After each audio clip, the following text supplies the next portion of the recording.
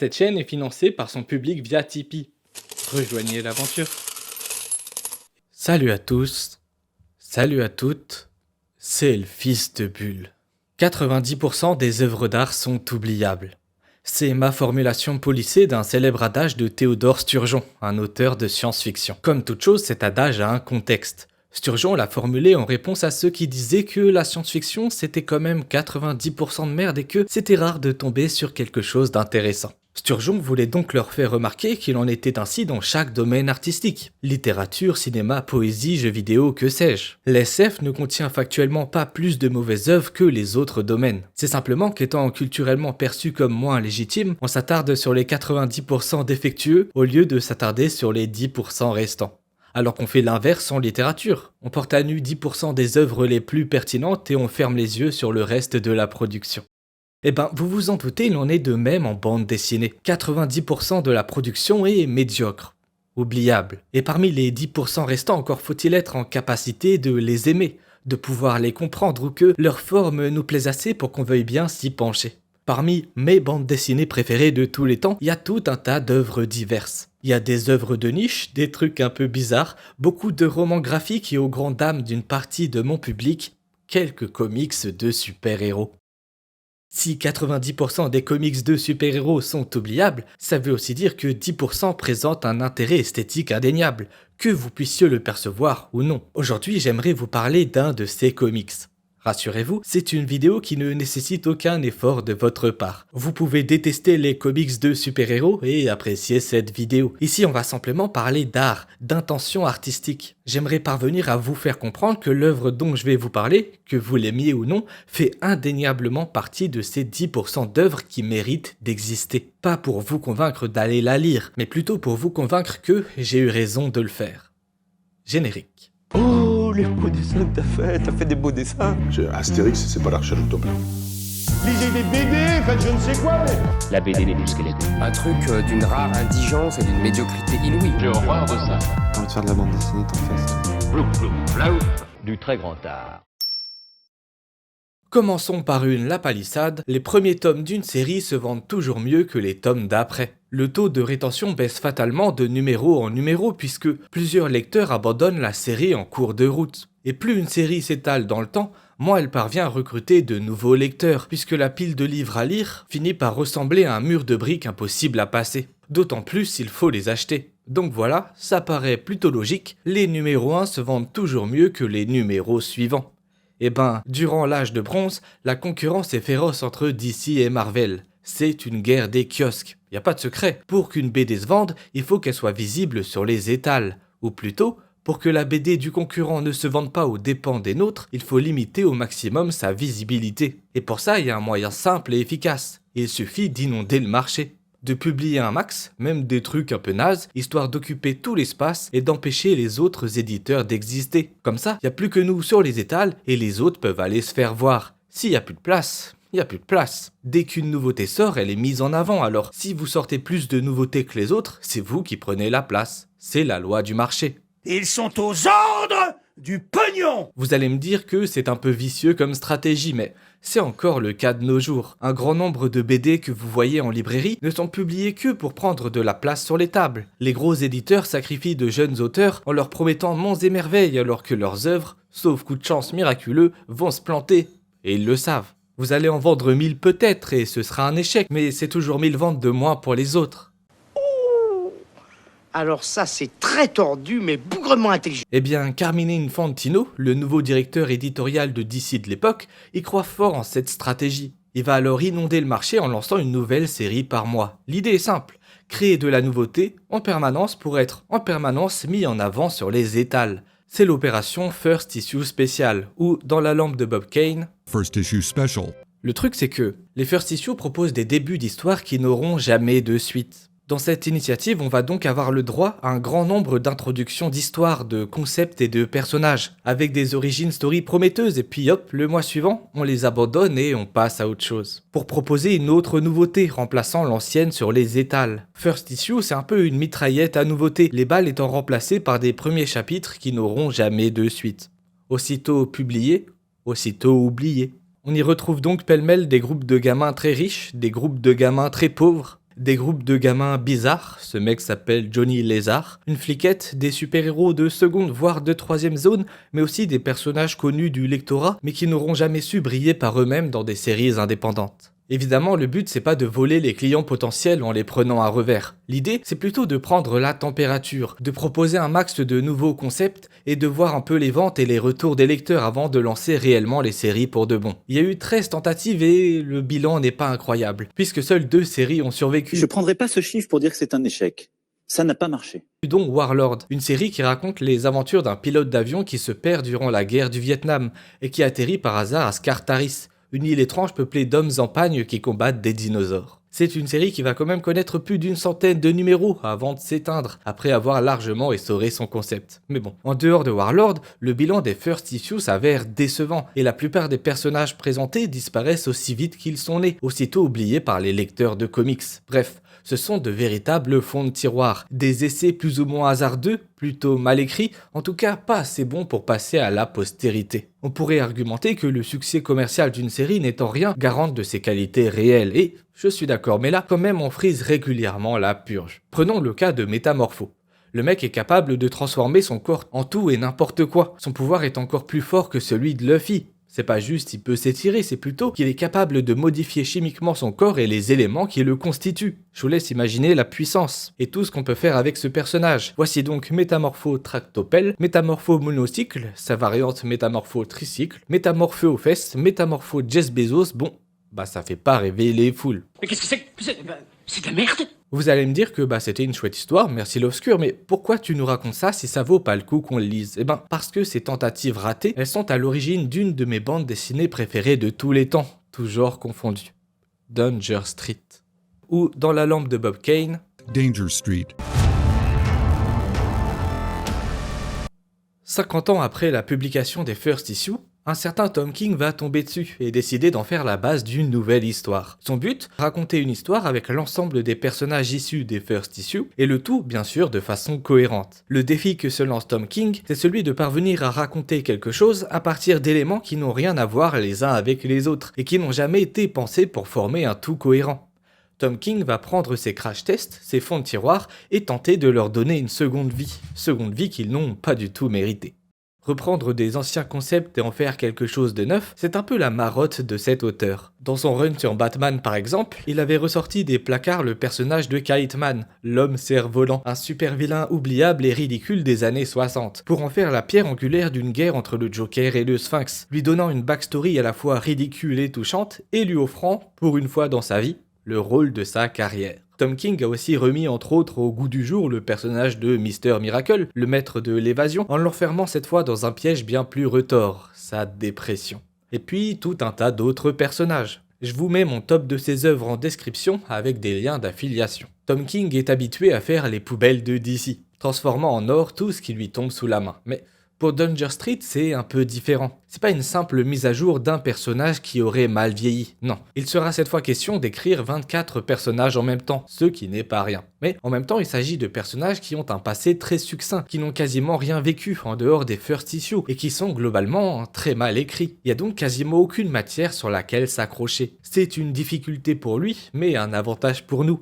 Et ça, Siegfried Wurst, mon invité du jour, chercheur en bande dessinée, vous l'expliquera très bien. Une des forces de Danger Street, c'est de justement tenir compte du fait que le lectorat ne connaîtra pas les personnages, qu'il n'y a pratiquement aucune apparition dans l'ensemble du comics qu'on pourrait connecter à quelque chose de vraiment connu dans la culture populaire. Enfin, il y a quelque chose un peu de l'art poétique, je trouve, dans Danger Street, dans le sens où c'est vraiment le comics qui est fait contre le lectorat traditionnel des comics, justement, le lectorat qui connaît tout, qui a les clés sur tout, qui connaît toutes les traditions, tous les personnages. On se fiche complètement de votre culture, et peu importe que vous sachiez que tel personnage a déjà vécu telle histoire d'amour ou telle amitié dans tel comics obscur des années 50, au numéro 25, dans la 3e planche. Au contraire, oubliez tout ça pour apprécier les personnages et ce que j'en fais, parce que plus vous restez accroché à ce que vous connaissez ces personnages, et plus vous serez déçus.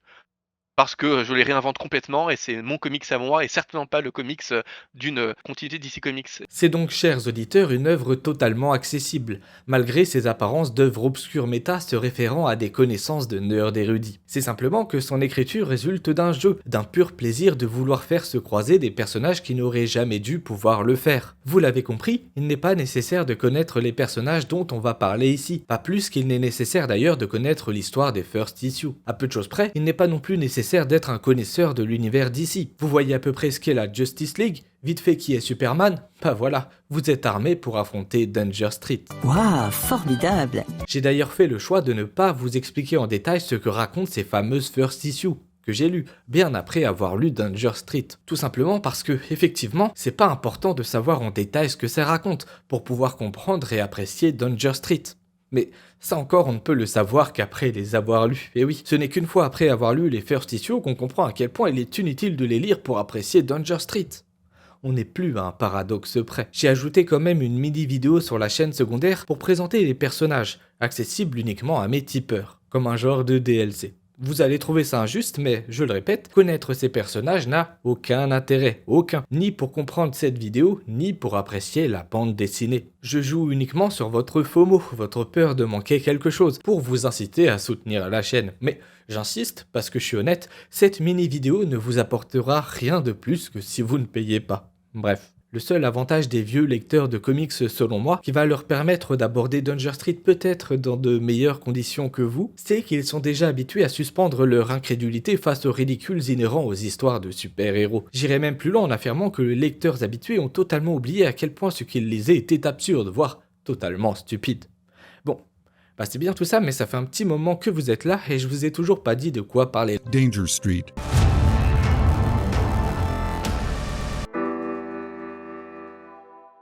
Voici un des pitchs possibles. Lisa Warner est policière dans un quartier oublié de Metropolis. Ses plus redoutables adversaires sont les casse-pieds de Danger Street, un groupe d'ados un poil turbulent mais terriblement attachant, qu'elle essaye de protéger d'eux-mêmes. Un jour, elle accepte de fermer les yeux sur leur nouvelle bêtise, faire du quad en Y sans surveillance dans le désert.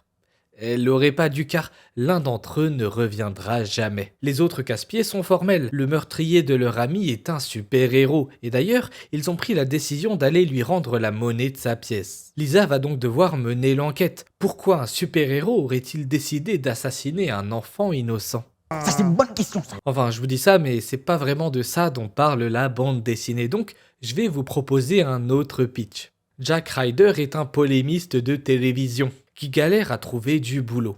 Un jour, on lui propose de lui offrir du temps d'antenne, de lui laisser quartier libre pour faire ce qu'il veut. À la condition cependant qu'il en profite pour dénoncer les agissements des Outsiders, un groupe de terroristes dont il n'a jamais entendu parler, mais que ses patrons semblent redouter plus que tout. Enfin bon, la BD parle pas vraiment de ça non plus, en fait. Elle raconte l'histoire du Manhunter, un homme élevé dans le but de sauver le monde de la destruction. La fin du monde approche et son maître lui révèle enfin ses cibles. Problème, ce sont toutes des enfants. Bon, je vous en donne un dernier. 3 héros de seconde zone, Starman, Métamorpho et Warlord, trouvent injuste que personne ne les ait appelés pour rejoindre la Ligue de Justice. Alors, ils décident d'accomplir un exploit qui braquerait tous les projecteurs vers eux et obligerait leurs homologues en slip à les regarder avec un peu plus de respect. Et pour ça, ils vont invoquer Darkseid, la créature maléfique ultime de l'univers, quasiment la divinité du mal incarné. Forcément, ça va pas super bien se passer, et ils vont déclencher une catastrophe sans précédent en tuant par mégarde Atlas, le porteur du ciel. Sans porteur, le ciel ne peut que s'effondrer et rien ne semble pouvoir l'en empêcher. À la boulette. Pourquoi vous donner autant de pitchs différents ? Eh ben, parce que dans ce comics, différents groupes de personnages avec chacun leurs objectifs précis vont se percuter tout au long de l'histoire. Parfois, ils vont se croiser, interagir entre eux et s'allier, se défier et parfois, ils vont juste définir les péripéties des autres sans même connaître leur existence. Il y a plus d'une vingtaine de personnages et on ne les connaît ni d'Ève ni d'Adam, donc Danger Street ressemble à première vue à un chaos total. Je dis bien à première vue parce qu'en réalité, Vous vous en doutez, c'est un chaos maîtrisé de bout en bout, comme une pelote de laine qui serait emmêlée non pas par hasard, mais par les intrigues d'un maître du jeu. Chacun possède ses propres petits enjeux à régler, sa propre petite histoire, mais en toile de fond, il y a cette crise cosmique provoquée par la disparition d'Atlas. Crise cosmique dont les protagonistes eux-mêmes n'ont aucune conscience, pas plus qu'ils n'envisagent que c'est un peu de leur faute et que c'est à eux de régler la situation. Rappelons quand même que les protagonistes sont pour la plupart des gens sans pouvoir, voire des gamins, et que ceux qui ont des pouvoirs ne sont pas forcément les plus futés de la bande. C'est donc une confrontation entre les gens du quotidien et des intrigues super héroïques qui les dépassent complètement.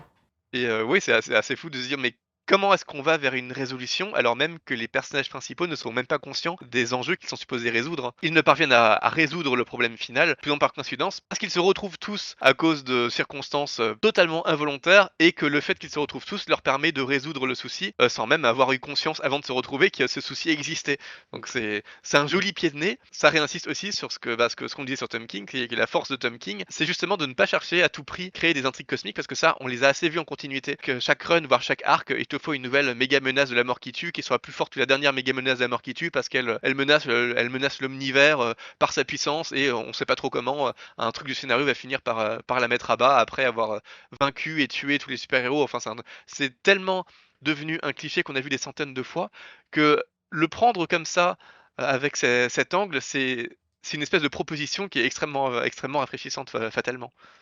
Rafraîchissante aussi parce que le scénariste joue avec les codes et les attentes. Il n'est pas toujours évident de savoir si les scènes sont censées être drôles ou tragiques, s'il faut rire ou pleurer, s'investir ou regarder ça de loin. Il y a une petite ambiance un peu comme chez Jason, d'une certaine façon. Cette ambiance particulière dans laquelle on ne sait pas comment réagir, qui nous laisse y plonger nos propres émotions. Et ça passe en partie par la façon dont King structure les compositions de Danger Street.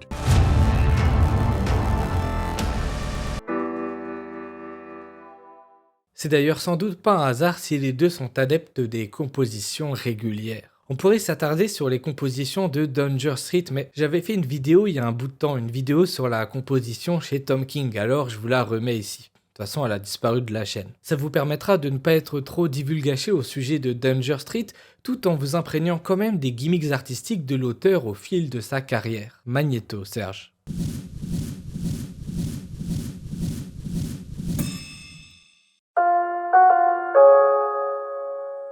Vous avez dû le remarquer en voyant passer les planches, Tom King est un adepte des compositions régulières. Ses deux compositions préférées sont le gaufrier de 3K/3, qu'il a sans aucun doute tiré de Watchmen, et la composition en bandes horizontales dont le nombre de cases varie selon le contexte, souvent entre 4 et 6 vignettes. Ça lui donne un style immédiatement reconnaissable, les autres artistes de comics privilégiant souvent les compositions rhétoriques, qui offrent une composition moins statique permettant de donner du corps aux scènes d'action. On approfondira dans une autre vidéo cette notion de composition rhétorique. Pour l'instant, l'image suffit, je pense, à comprendre ce que j'entends par là. Son Mr. Miracle est quasiment intégralement construit en gaufrier. Son Joker en porte aussi les stigmates. Ce gaufrier n'est pas un simple hommage à Watchmen.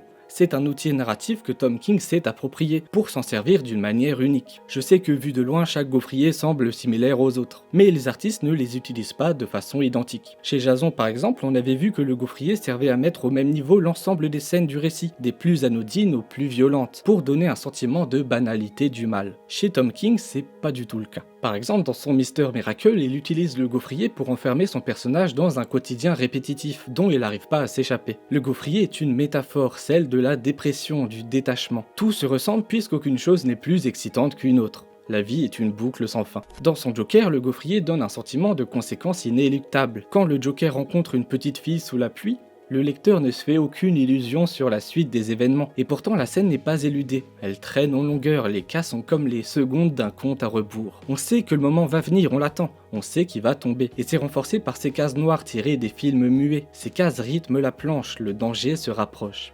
Tic, tac, tic, tac, tac, tac, tac. Vous voyez bien ici que deux gaufriers, même construits par un même auteur, peuvent entraîner des émotions radicalement différentes. Dans Mr. Miracle, on est sur une boucle infinie de dépression. Dans Joker, on est sur une ambiance pesante et presque horrifique. En fait, c'est très dur de faire peur en bande dessinée, parce que le lecteur peut voir à l'avance ce qui va se passer, parce qu'il n'y a pas de musique pour appuyer l'imminence du danger, qu'il n'y a pas d'artifice. Alors King joue justement avec cette faille. On sait que ça va arriver, et c'est justement ça qui fait peur. C'est d'ailleurs aussi le principe qu'elle a utilisé dans son Superman. On sait que Superman va gagner parce que c'est Superman, il n'y a pas de piège. Et le comics raconte justement ça. Il raconte que Superman gagne parce que c'est Superman. Waouh! King a conscience des problèmes inhérents d'une part au code de la BD et d'autre part au code des super-héros. Et il joue sur les deux tableaux, en transformant ces problèmes en moteur de narration. En parlant de Superman, il n'y a qu'à tourner les pages pour s'apercevoir que Tom King ne passe pas sa vie à cuire des gaufres. Il adore ça, donc oui, il y en a, mais il y a aussi pas mal de compositions rhétoriques. Mais quand même, quand on chasse le naturel, il revient au galop. Et il y a un chapitre en particulier qui est très intéressant, celui de la course contre Flash. Dans ce chapitre, il se sert uniquement de pleines planches pour raconter son histoire. Et ce qui est amusant, c'est que 12 planches qui se suivent en soi, ça reste une composition régulière, non? C'est finalement assez proche d'un gaufrier géant. Ah oui, c'est cocasse. Dans Strange Adventure, c'est une autre forme de composition régulière que nous propose Tom King sur la majorité du récit. Des planches composées de 3 cases horizontales de même taille. Ici, ça permet à King de jouer sur un autre niveau, celui du vis-à-vis. Parce que quand on lit une bande dessinée, on voit pas seulement la case qu'on est censé lire, on voit aussi l'intégralité de la planche. Ça permet aux auteurs de faire des constructions intéressantes, comme aux pages 141 ou 259 de Mr. Miracle, où les planches deviennent un genre de puzzle qui montre à la fois l'intégralité du décor, tout en divisant l'action en plusieurs séquences. C'est très chouette, mais quand on lit une BD, on voit aussi du coin de l'œil l'ensemble de l'objet, c'est-à-dire les deux planches en vis-à-vis. Et tout comme on peut jouer avec l'architecture d'une planche, on peut jouer avec le miroir des deux pages. On l'a déjà vu dans Watchmen avec le fameux chapitre construit en miroir, je sais pas si vous vous en souvenez. Mais Tom King fait ça différemment. Déjà en alternant les séquences du passé sur la page de gauche et les séquences du présent sur la page de droite. En faisant ça, il nous signifie que les deux temporalités sont liées, et que seule la connaissance des événements passés peut nous faire comprendre la situation qui se déroule dans le présent. Une fois ce système mis en place, il peut ensuite mélanger les deux temporalités, afin de les faire agir l'une sur l'autre. Comme à la page 85 où la femme d'Adam Strange, fière d'elle, dit « boum » dans le présent. Vignette qui s'enchaîne avec Strange dans le passé qui se prend un coup d'estoc. C'est présenté de telle manière à ce qu'on ait l'impression que cette case impacte celle-ci, comme si le présent pouvait influer sur les événements passés. Ce qui est bien évidemment impossible, c'est plutôt l'inverse. Le lecteur est donc placé dans le flou. Pourquoi le scénariste a-t-il créé un lien entre ces deux événements? De quelle manière sont-ils liés? Il y a un mystère que le lecteur est incité à résoudre. Et comme toute histoire bien construite, la solution est sous le nez du lecteur depuis le début, même s'il n'en a pas encore pleinement conscience. Un dernier exemple, page 52. Dans le présent, Mister Terrific s'entraîne à tirer au pistolet sur des cibles immobiles. Dans le passé, le jetpack d'Adam rencontre un problème et le super-héros chute violemment dans le désert. Ici aussi, l'auteur nous suggère que les deux actions sont liées. Et la composition nous incite à penser que c'est Mister Terrific qui provoque la chute d'Adam Strange. Ce qui étant impossible ne peut alors n'être qu'un indice, une métaphore sur l'enchaînement des événements. Confirmez-moi en commentaire que mon analyse vous donne fortement envie d'aller vous pencher sur le travail de Tom King. Ça me ferait grandement plaisir que ce soit le cas. Pour les derniers réfractaires, il reste un élément caractéristique du style de King dont je voulais absolument vous parler. Sa gestion de l'itération iconique. Pour faire comprendre aux néophytes le principe de l'itération iconique, c'est pas très compliqué. Il suffit de montrer des planches issues de moins d'un quart de seconde pour vivre de Trondheim et Menu. L'itération iconique, c'est simplement le fait de répéter plusieurs fois la même vignette au sein d'une planche de bande dessinée, avec peu ou pas de modifications. De par son essence même, c'est une technique narrative qui se mélange très bien avec le gaufrier, en utilisant le même dessin dans des compositions similaires. Le rapport avec Tom King, il adore ça. Là où c'est le plus évident, c'est dans son Mr. Miracle. Il y a de nombreuses, très nombreuses planches où les personnages restent dans la même position, durant parfois plusieurs cases, voire plusieurs planches. Prenons au hasard la page 185 dans laquelle Scott donne le biberon à son fils en chantant une célèbre comptine. Il y a là 9 cases identiques à une près. Ou encore la page 232 qui n'est constituée que d'une seule et même case répétée, avec ce verre de whisky dont le glaçon fond peu à peu. Ça, ce sont des itérations complètes ou presque. Parfois, un même dessin se répète sur quelques cases avant de varier légèrement, comme à la page 180. Associé au gaufrier et au thème de la dépression, ça donne l'impression que le temps passe lentement, très lentement, et que le quotidien s'étire ad nauseam. Au point où certains lecteurs ont d'ailleurs fini par décrocher, reprochant au récit un manque de rythme et une répétitivité étouffante. On pourrait gloser sur l'utilisation des bugs de la matrice sur leur rôle rythmique et narratif, mais j'ai pas toute la journée non plus. A la place, tournons-nous à nouveau vers le Joker. J'aurais plein de choses à analyser sur l'utilisation de l'itération dans l'œuvre, mais j'en ai choisi une et une seule. Dans cette scène, Batman poursuit le Joker dans un joli gaufrier. Alors vous allez me dire, il n'y a pas vraiment d'itération. Chaque vignette propose bel et bien un dessin différent. Et vous n'auriez pas tort. Sauf que l'utilisation des cartons muets participe aussi au principe d'itération. Il s'agit bel et bien du même dessin répété sur la planche. Le contenu change un peu, il présente les blagues que le Joker se plaît à raconter, mais esthétiquement il s'agit toujours d'un texte blanc sur fond noir. D'abord 3 itérations placées un peu aléatoirement sur la planche au début de la poursuite, puis une systémisation de l'itération, placée en damier sur toutes les suivantes. Ici, il n'est pas vraiment question pour l'auteur de signifier le temps qui passe, il est plutôt question de la victoire du Joker. Sur la première planche, Batman a 6 cases pour s'exprimer. Sur les suivantes, il en a plus que 5. Il doit partager l'espace de la planche. Et plus que ça, il doit composer avec. Puisque l'itération des cartons est systématique, il ne peut agir qu'entre 2 cartons.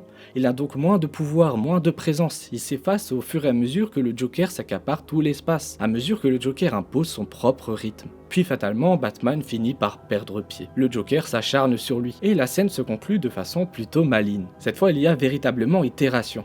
Partielle tout d'abord avec le Joker qui balance Batman du haut du pont, même angle de vue, même couleur, seule l'action progresse légèrement, et totale ensuite avec cette fois le même texte qui se répète sur l'ensemble de la planche, symbolisant l'obsession et la victoire du Joker. Et enfin, carton noir, victoire finale, fin du chapitre. Ainsi, comme pour le gaufrier, vous voyez qu'un même outil BDesque peut être utilisé pour des finalités bien différentes. On retrouve une quantité d'itérations hallucinantes dans les différentes œuvres de l'auteur, qu'elles soient totales ou partielles. Plus que l'utilisation du gaufrier ou des compositions régulières en général, c'est vraiment pour moi cet élément qui caractérise le mieux le style de Tom King. J'ajoute que souvent l'itération en BD est utilisée dans un but avant tout comique, en mode humour pince sans rire. Pour illustrer ce point, l'image la plus parlante est sans doute celle du chat de Geluk. Il reste en permanence dans la même position, à quelques variations près, amorce de la blague, suspense et chute. La force de Tom King, c'est de reprendre un outil comique pour en faire une force de narration tragique, pour suggérer un mal-être ou bien pour faire naître de l'horreur. Un même outil, des finalités différentes. Cette touche humoristique, ou plutôt ce flou constant entre humour et tragédie, c'est, je pense, ce qui parvient à me toucher en général chez cet auteur, et plus particulièrement dans ma BD préférée de lui, le fameux Danger Street.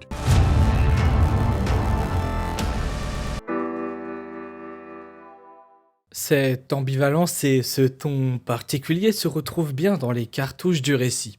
Voyez plutôt. Dans la taverne d'un village animé, un ogre attendait en réfléchissant à ce qu'il allait dire. Ce n'est pas souvent qu'une telle créature soupe avec une princesse, et les mots ne lui venaient pas facilement. Il finit par décider de garder le silence, et de laisser la voix resplendissante de la belle combler le vide. En l'écoutant, il ne put que noter son élégance et sa grâce, l'éclat dans ses yeux. Bonjour. Ah! Difficile à dire. Au début, j'étais pas forcément très amateur, parce qu'il y a quand même un vrai contraste entre... c'est vraiment la touche humoristique de Danger Street, qui est pourtant un comics qui, par ailleurs, n'est pas du tout humoristique. Mais qui n'est pas non plus vraiment tragique. Enfin, c'est un comics qui, en termes de ton, est très particulier. Et je trouve que justement, c'est une des grandes forces de Danger Street, qui me tient un peu à l'écart aussi, mais qui, objectivement, en termes de création, est une force. C'est cette espèce de mélange de tons où tu ne sais jamais trop sur quel pied le prendre, parce que tu as des moments qui sont des espèces de drames personnels, tu as des tragédies métaphysiques, mais tu as aussi des moments de vrai décalage ou de vraie quotidienneté. Le Dr. Fate, dès le début, a cette espèce de tonalité de parodie épique, en employant une espèce de vocabulaire lyrique des princes qui vont sauver le monde, avec une espèce de narration omnisciente, quelque chose qui pourrait être épique, mais dont en fait on perçoit immédiatement à quel point c'est ridicule. C'est une espèce de parodie des phylactères ordinaires, où généralement c'est le narrateur et donc le scénariste qui essaye de faire du style en essayant d'instiller de l'épopée uniquement par le vocabulaire qu'il emploie dans les phylactères, et ce qui dans certains comics c'est assez raté, précisément parce que on en fait des tonnes dans les phylactères, faute de savoir raconter l'épique par la vraie intrigue entre les personnages. J'ai trouvé ça étonnant, j'ai trouvé ça déstabilisant. Et on peut essayer de prendre ses paroles au sérieux et d'essayer de se faire porter par sa parole épique au début, avant de se rendre compte à quel point en fait c'est davantage ridicule qu'autre chose. Et le moment où on s'aperçoit que c'est ridicule, ça peut aussi casser un peu l'immersion qu'on peut avoir dans la tonalité dramatique de cette aventure. Je dirais pas que je suis fan en tant que lecteur, parce que pour moi ça fait partie des nombreuses petites choses qui quand même me maintiennent à l'écart émotionnellement de Danger Street, mais objectivement je trouve que ça grandit quand même l'œuvre, parce que ça fait partie aussi de ces touches qui montrent une vraie volonté de la part de Tom King de faire une espèce d'œuvre totale déstabilisante à pas mal de points de vue. Puisqu'on parle de ce personnage casque, j'ai envie d'aborder le sujet de la fin du comics qui lui est intimement lié. Rassurez-vous, je vais rien divulgacher. Je parle de fin au sens philosophique du terme, au sens d'objectif, de finalité. La question de finalité est d'ailleurs elle-même posée par les personnages, qui se demandent régulièrement quel est le sens de toute cette histoire. Je vous lis un monologue présent à la fin. Vous savez le nombre d'atomes qui flottent dans l'espace ? C'est fou. Il faut bien que quelque chose les relie, sans quoi ils partiraient dans tous les sens à faire leur vie comme bon leur semble. Et qu'est-ce qui nous arriverait alors? Vous avez déjà pensé à ça? Toutes ces choses virevoltent toujours, mais il leur faut un point central.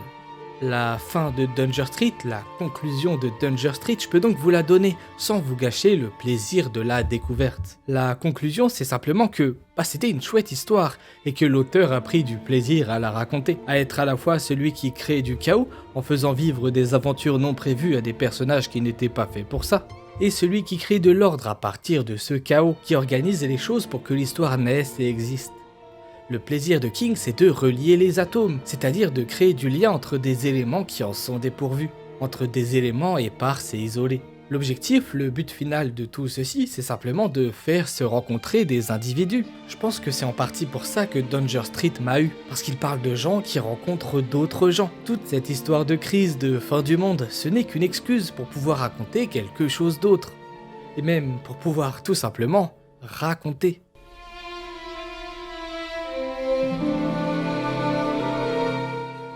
Il y a une scène, ou plutôt un chapitre, le fameux chapitre 9, qui résume et explicite tout ce qu'on vient de raconter dans cet épisode. On va donc s'en servir comme objet d'étude. C'est une scène qui a beaucoup divisé les lecteurs, séparant tel Moïse la foule en deux, entre ceux criant au génie et ceux criant à l'arnaque. J'ai hâte d'avoir vos avis sur la question. D'ailleurs, si vous êtes toujours là, n'hésitez pas à vous manifester en commentaire, j'ai bien peur d'en avoir perdu la moitié en chemin. S'il y a bien une marotte qui agite les lecteurs de comics depuis la nuit des temps, ce serait la question suivante. Qui est le plus fort? Batman ou Superman? Hulk ou Iron Man? Ta mère ou ton père? Le fils de Bull ou le chef otaku? Et les éditeurs le savent, c'est pour ça qu'à l'occasion du moindre crossover, ils en profitent pour faire s'affronter des gentils ensemble avant de les réconcilier. Ça, Tom King, il le sait bien. Et quand King aperçoit l'ombre d'un cliché ou d'un code, il peut pas s'en empêcher de s'en emparer histoire de jouer avec. On avait déjà analysé une de ses compositions de combat dans notre vidéo Qui est le plus fort, sortie il y a quelques mois, avec ce fameux combat purement égalitaire, soi-disant, entre Deathstroke et Deadshot. La vidéo a sauté, mais je vous la rajoute dans le package avec le truc sur le contenu des first issues, pour ceux qui veulent. C'est une bonne occasion de soutenir la chaîne. Et dans Danger Street, Tom King va encore plus loin en nous proposant un fascicule entier, soit un chapitre entier dédié à un seul et unique combat entre deux personnages. 28 pages, un chapitre entier, c'est beaucoup, et on a le droit de s'attendre du coup à un combat épique entre deux personnages importants, dans lequel se jouera sans doute tout l'enjeu de l'œuvre et... suspense... Non. Contexte en 3 phrases. Le Manhunter veut tuer ce mec et ce dernier est défendu par l'assassin. Voilà. Ce combat il possède un enjeu particulier parce que depuis le début du comics, King nous fait miroiter un combat épique prévu depuis plusieurs siècles entre deux combattants mystérieux et très puissants. Chacun avouera même n'avoir vécu que pour cet instant, que pour ce combat, que c'est le seul but de leur vie. Et d'une manière méta, c'est tout à fait vrai, étant donné que ces deux personnages ne servent en effet qu'à ça. On nous tease que les deux sont aussi forts l'un que l'autre, et ils sont tous les deux armés d'une épée. L'épée de Shambhala pour l'un, l'épée de cristal pour l'autre. L'épée de Shambhala, c'est l'arme du Warlord, le seigneur de la guerre, et elle ne peut se ranger dans son fourreau que si elle a tué, que si elle est couverte de sang. L'épée de cristal, c'est une arme forgée à partir du bras de Métamorpho. Elle est faite d'un genre de diamant et est donc indestructible. Bref, ce sont des armes très puissantes aux mains de personnages sans doute même très puissants. Nous sommes en présence de deux personnages quasiment identiques, aussi forts l'un que l'autre, alors qui va gagner? C'est tout l'enjeu de ce combat. Bon, vous allez me dire que c'est un peu le principe. Oui, l'enjeu d'un combat, c'est de savoir qui va le gagner. Pourtant, j'insiste bien dessus. L'enjeu de ce combat est de savoir qui va le remporter, de façon philosophique. Car comme le dit l'assassin, il n'y a que 3 issues à ce combat. Soit l'assassin meurt, soit le tracker meurt, soit ils meurent tous les deux. Or, je cite, « Ton objectif est la mort du Commodore, ce qui nécessite à la fois que je meure et que tu vives. Cela n'est possible qu'à travers l'une des 3 issues. Mon objectif cependant est ta mort et rien d'autre, ce qui n'inclut aucune condition quant à mon propre bien-être. Cela est possible à travers de 2 issues. L'assassin part donc avec un avantage, mais le tracker n'est pas d'accord. Pour lui, le combat a un autre but que celui énoncé. Le but est aussi de savoir qui va tuer l'autre pour savoir qui est supérieur à la bagarre. C'est une question d'ego. Et dans ce sens, je cite, « Si gagner à l'occasion d'un match nul t'avantage sur moi, en quoi ce combat inégal démontrera-t-il ta puissance d'une quelconque façon ?» Et l'assassin n'est pas tout à fait d'accord, alors il répond, « Et puis le tracker aussi, et c'est comme ça sur 28 pages. Les deux gus se tapent dessus tout en débattant philosophiquement du sens de leur combat, de son importance dans leur vie, etc. etc. Et puis ils s'assoient sur le rebord le temps de partager un verre, avant de se demander s'ils devraient pas décider de qui gagne à coup de pile ou face. Et puis ils s'entretuent dans la joyeuse et bonne humeur. Et tout ça pour pas grand chose, puisque leur combat ne sert quasiment pas à l'intrigue. C'est juste une quête secondaire dans laquelle on s'arrête sur des personnages tertiaires dont tout le monde se fout. Et c'est le beau.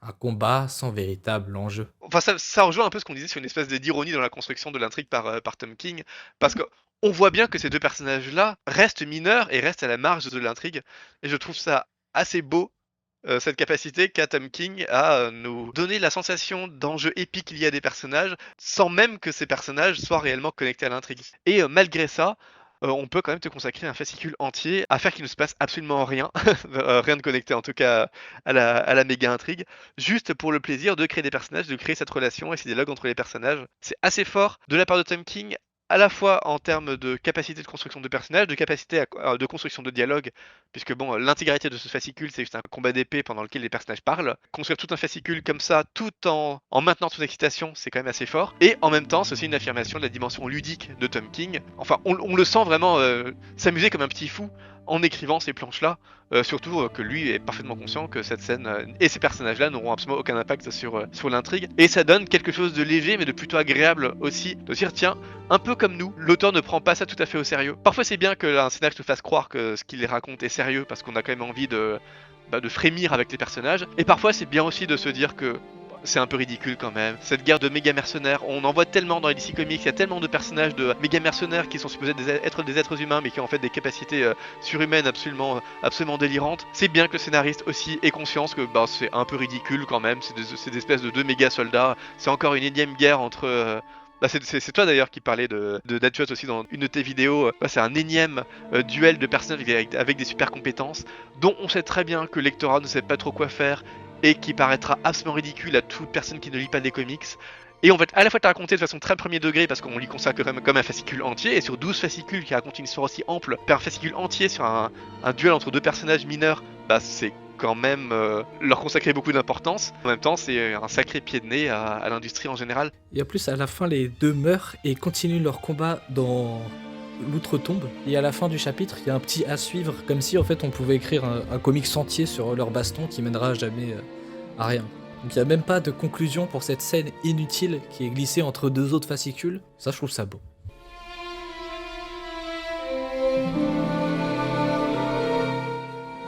Je pense qu'on passe globalement complètement à côté de Danger Street si on n'identifie pas Tom King aussi comme quelqu'un qui a une écriture un peu ludique et qui est capable d'autoparodie. Et peut-être qu'on est tellement habitué à une autoparodie, à la Deadpool, qu'on ne sait plus du tout la voir chez des scénaristes un peu plus sérieux. Et bon, c'est tout à l'honneur aussi de Tom King que de ne pas céder à la facilité, mais de nous obliger à réfléchir un peu pour identifier, même dans un ton qui pourrait être sérieux, ce qu'on peut avoir de parodique, il y a quand même cette espèce de fond ludique dont on ne doit pas se départir, qu'on ne doit pas oublier si on veut vraiment apprécier toutes les intentions qu'il peut y avoir dans l'écriture de Tom King du début jusqu'à la fin, et ça peut quand même sauver quelques moments qui pourraient nous paraître étranges. Là comme dans ces dialogues, mais là, pour le coup dans ces dialogues ça me paraît vraiment évident, mais je peux comprendre aussi qu'on passe à côté, et même dans l'intention générale de Danger Street et dans cette manière de mettre en valeur des marginaux.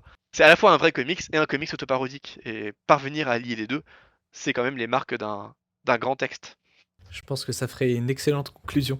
En fait, Tom King, moi, comme beaucoup, soit je crie au génie, soit je passe complètement à côté. Et tu vois, je dis que c'est un de mes auteurs de comics préférés, pourtant j'aime, je pense, 50% de ce qu'il fait en réalité. Comme toi, je suis vraiment identifié, y compris dans le lectorat un peu comics, comme une personne qui aime Tom King, alors même, comme toi, je pense qu'il y en a une moitié que je considère vraiment pas terrible. Enfin, ça reste quand même, je trouve, dans le haut du panier des comics, mais c'est dire aussi la médiocrité moyenne des comics en général. Mais même ce que Tom King a pu faire de pire, ça reste mieux que la majorité de la production, malheureusement. J'aurais une dernière question avant qu'on se quitte. Là, j'ai sorti une vidéo, un top sur les comics Superman. Il y a quelqu'un en commentaire qui m'a dit, en gros, que c'était une perte de temps de s'intéresser aux comics de super-héros, parce que c'était un peu comment il dit ça, le fast-food, le McDonald's de la bande dessinée, et que ça n'avait aucun intérêt.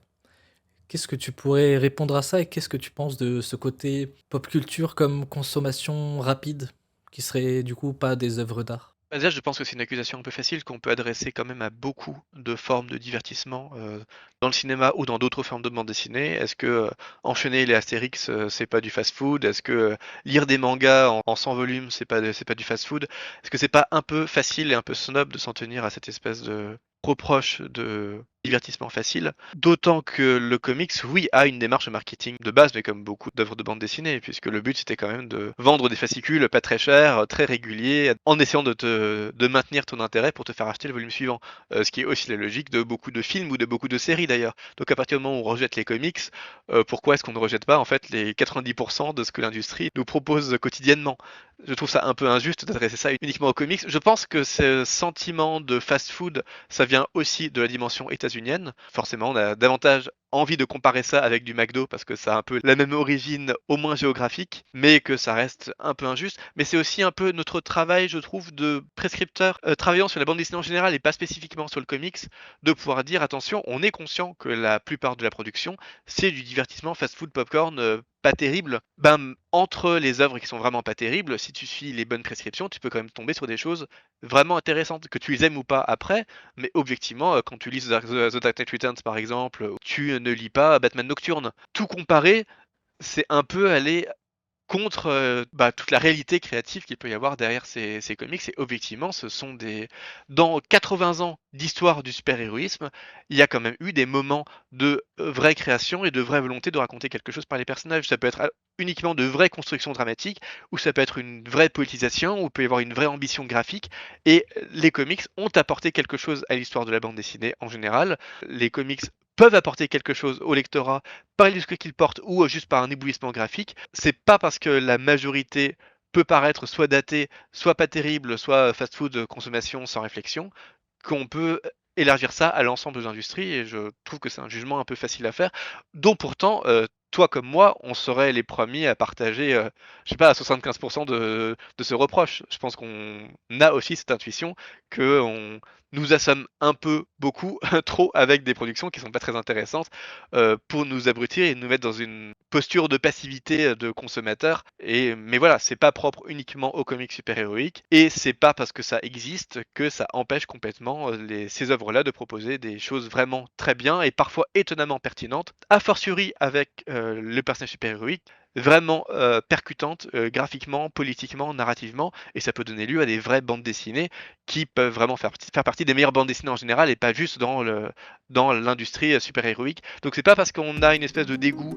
du MCU ou de dégoût de ce qui peut venir des États-Unis ou du dégoût d'une espèce d'ambiance super-héroïque et d'enthousiasme super-héroïque un peu débordant et un peu excessive que pour autant il faut rejeter tout ce que ça peut nous proposer parce que ça serait passé à côté d'œuvres qui sont vraiment puissantes et ça serait vraiment dommage.